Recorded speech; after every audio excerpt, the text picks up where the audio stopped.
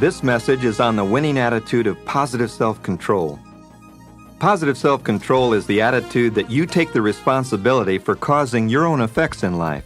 It's a very important theme because losers let it happen and winners make it happen. And when you're able to understand this attitude, you'll have the key to decision-making or making up your mind on your goals easily and effectively. Because winners first want to win, then they discover that they're in control of making it happen, and all the images and all the goals that they've set become more easily obtained because they realize that they're driving. My own motto in life is that life is a do it with God, do it for others, do it to myself program. The true meaning of self-control is often misunderstood. Many people interpret self-control as getting a good grip on yourself or remaining cool under pressure. But self-control as it relates to the psychology of winning is synonymous with responsibility. Winners take full responsibility for their own lives. They believe in cause and effect, and they have that wonderful philosophy that life is a do-it-to-yourself program. Self-control implies freedom for individuals to choose among many alternatives and to shape their own destinies. I know many people who believe that fate or luck or possibly their astrological signs have shaped the outcome of their lives. And these underachievers are people who feel that life is mostly determined by circumstance or predestination or being at the right place at the right time. And they're more likely to give in to doubt and fear and to be wishy-washy and indecisive in the face of a decision that could have led them to true success in their lives. People who are aware that they exert control over what happens to them in life are happier, and they're able to choose more appropriate responses to what occurs. You know, in the Old Testament, in the book of Leviticus, there's a story of the sacred custom called the escaped goat. When the troubles of the people became overwhelming, a healthy male goat was brought into the temple. In a solemn ceremony, the highest priest of the tribe placed his hands on the head of the goat and recited a long list of problems and woes. Having all the problems of the people thus transmitted onto the goat was then set free to run away, taking all the troubles with him. That was about 4,000 years ago, but the term scapegoat that came from that ancient ceremony still is in full force today. Blaming external forces is as old as the earth, but stays consistently young. After Adam ate of the apple, he quickly pointed at Eve and said, "The woman whom you put here with me made me do it." Some people blame their parents, the government, the high deficit, the immigrants for doing higher quality work for lesser pay. They blame their companies, and specifically they blame their bosses. Instead of working on what is going on inside of them, they try to blame that which is around them. It's always easier and more convenient to assume the answer lies elsewhere or with others. If I've learned anything in life, it's God's unfailing boomerang, which is what goes around comes around, and that which you send out you will surely get back in the long run. I've never told a lie that didn't eventually haunt me or hurt me, and I've never done a good deed that didn't help me or heal me in some way. We're not responsible for what happens out there, for what others do or think, but we are responsible only for how we choose to respond. That's our attitude. The responsibility for us is ours. If it is to be, it's up to me. And those people who cannot make up their minds for fear of making the wrong choice, vacillating in indecision, they simply don't meet their goals, which is a requisite for success. Rather, they take their place among the rank and file of the also-rans, and they trudge along in bland mediocrity. When you know where you're going, and you know that you're driving, you can make decisions quickly and easily. And because of this one fact, the winners in life seem to have their minds made up automatically. They're propelled forward without hesitation because they and everyone else involved with them know where they're going and know that nothing is permitted to block their path. All individuals are what they are and where they are because of a composite of all of their own doings at one time or another in their lives. And although their innate characteristics and environment are given to them initially, the decisions that they make determine whether they actually win or lose their particular game of life. Voltaire likened life to a game of cards. Each player must accept the cards that life deals him or her. But once in hand, he or she alone must decide how to play the cards in order to win the game. The writer John Erskine put it a little differently when he wrote, "Though we sometimes speak of a primrose path, we all know that a bad life is just as difficult, just as full of work, obstacles, and hardships as a good one. The only choice is the kind of life one would care to spend one's efforts on. Whether you're a bum on Skid Row or a high achiever, or a happy individual, you can pat yourself on the back, taking the credit or the blame for your place." We took over from our parents at a much younger age than we thought, and we've been in the driver's seat ever since.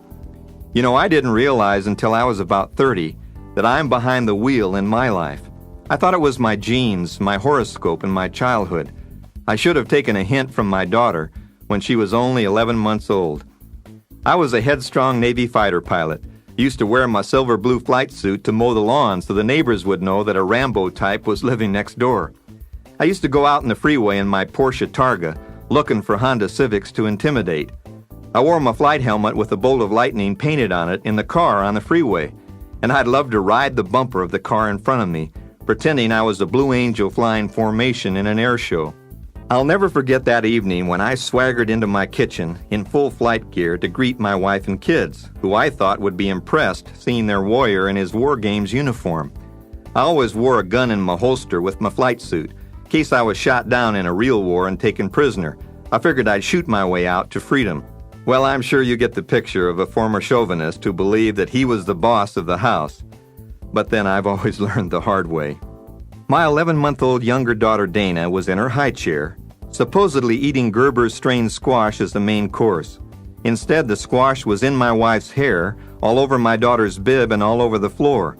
"What's going on in here?" I growled, putting my flight helmet on the table. "It looks like the Vietnam War in here." My wife smiled and said, "She doesn't like Gerber's strained squash, so I'm giving her applesauce for nourishment." I couldn't believe she said that. "Give me that squash," I said. "She eats what we give her. I was raised during the post-depression years, and we were taught to clean our plate. She eats what we give her. Besides, she doesn't have taste buds yet." I took the squash, telling my wife that I'd take charge and get this simple exercise over with. I told my daughter to open up. Her gums clamped shut. I ate several bites as a role model and made slurping, approving noises. I nearly gagged. It wasn't that great tasting, but I didn't let on. I told my daughter, "It's delicious. Daddy loves it." Her defiant look said it all. It was that "go ahead, fatso, you finish it" look. Well, I'd had about enough. I asked my wife to leave the room, and being in total control of the situation, I pressed her cheeks firmly together with my 2 fingers, and I forced her mouth open. I laughed at my own take-command success. I then neatly inserted several spoonsful of squash into her mouth, and I held it shut, like every good father would do. "Go ahead and swallow it," I ordered. "I'm holding on until you do." She made a decision at 11 months old. She decided to die by holding her breath rather than swallow. I totally lost control and exploded. "Go ahead and die. You're not the only child. Before you die, you'll swallow." And I glared back at her, pinching her mouth shut even more firmly. She made a second decision. She decided to make a squash transfer. As I squeezed tightly, I could feel the pressure build up in her cheeks like Mount St. Helena. I had created the nozzle effect, and like linear acceleration, a steady stream of propelled squash came out the compressed opening in her mouth and up my nose, deep into my nasal pituitary area, and I stopped breathing. I bellowed like a bull and fell convulsing on the floor, in my flight suit. My wife, hearing the commotion, tiptoed back in and smiled sweetly. "What happened, Top Gun?" she said. I said, "Nothing. She doesn't like strained squash. Don't make a big deal about it." You see, my daughter had decided very early in life that she didn't like squash and wouldn't eat it. She's grown up now and flown the nest, but to this day, she doesn't like the taste of any kind of squash. But then, that's her choice, isn't it? You know, many children learn how to control their parents' lives as well, long before they learn how to talk in complete sentences. If whining gets attention and goodies, the whining continues. Children always do that for which they're rewarded. I saw a 5-year-old boy terrorist on a recent flight. He wouldn't sit down in his seat with his seatbelt fastened until his mother and his father gave him their 2 pieces of chocolate cake for dessert too. But you and I are not victims of the winds of fate. We are steering our ships. We are not puppets dangling from the strings of our heredity and environment.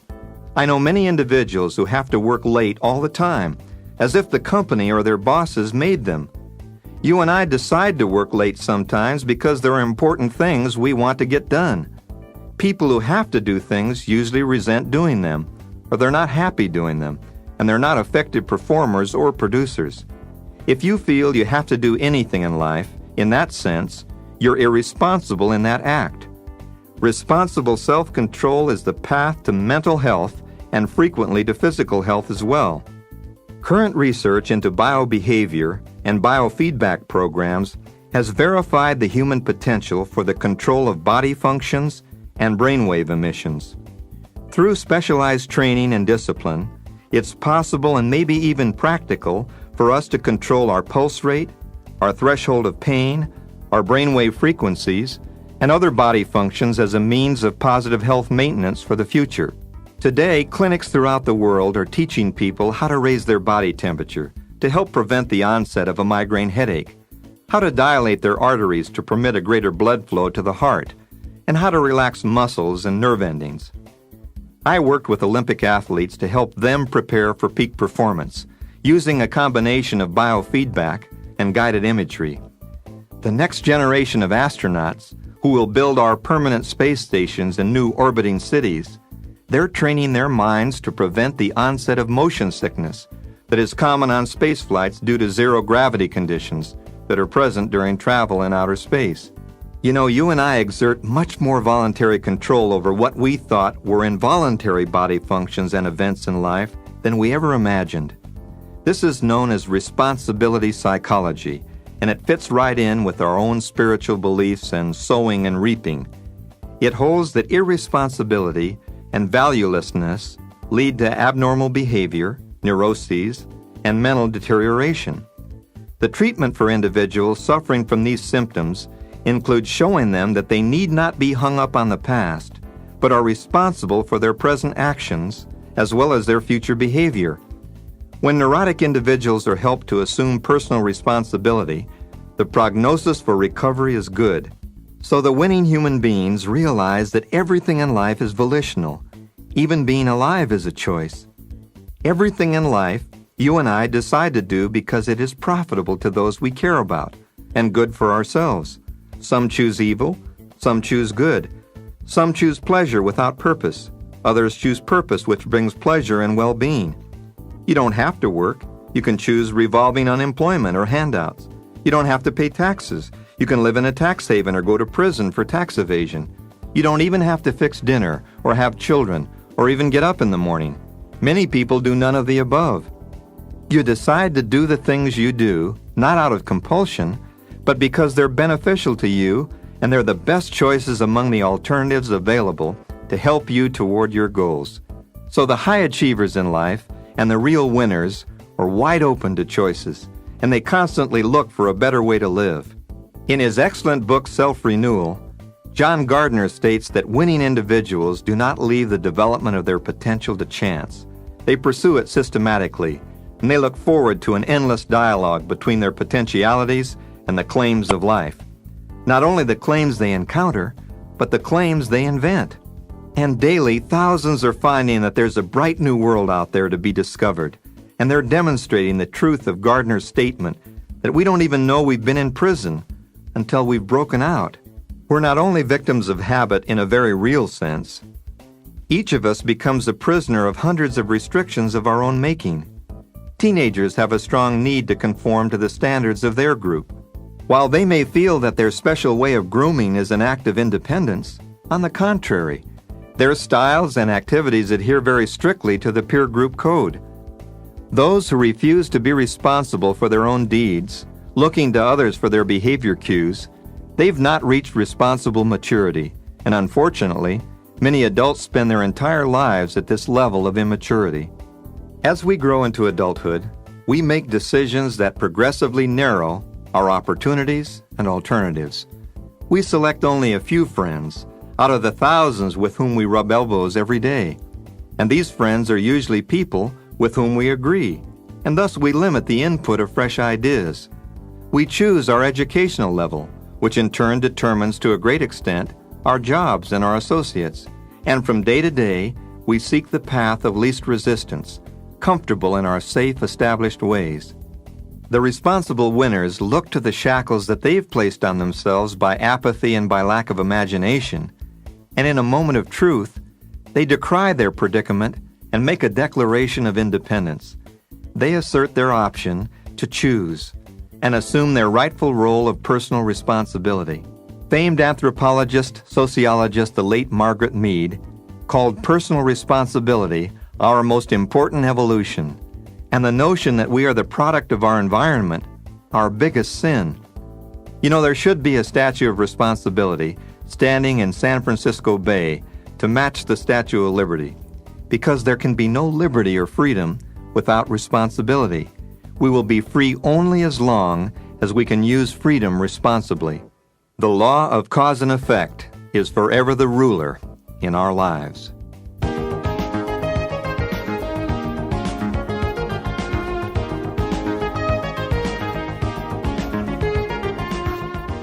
Here are some techniques for developing a winning attitude of positive self-control, because it's so important to realize that you're driving. First, eliminate the words I have to and I can't from your vocabulary. Get rid of them. There's nothing you have to do. Second, list alternative choices to your current habits, especially those habits you don't care for. Put some new choices down on paper. Third, take the credit and the blame for your decisions openly, but especially take the credit because you got yourself there. Fourth, affirm the self-talk that my rewards in life will always match my service. And fifth, learn how to relax and take more control of your body. Practice some deep relaxation methods and study and learn more about biofeedback techniques. Take greater voluntary control of your involuntary body functions. Learn how to relax your muscles to get rid of tension. Learn how to elevate your skin temperature to get rid of headaches. Learn how to relax and elevate your temperature to increase your blood flow and reduce your heart rate. And set a specific time each week to initiate some action letters and action phone calls in your own behalf. Because you see, the winners in life don't wait for invitations to succeed, they make them happen. In other words, losers do let it happen, and winners do make it happen. So put on paper and create your own horoscope for life. Positive self-control is the attitude that you take responsibility for causing your own effects in your life.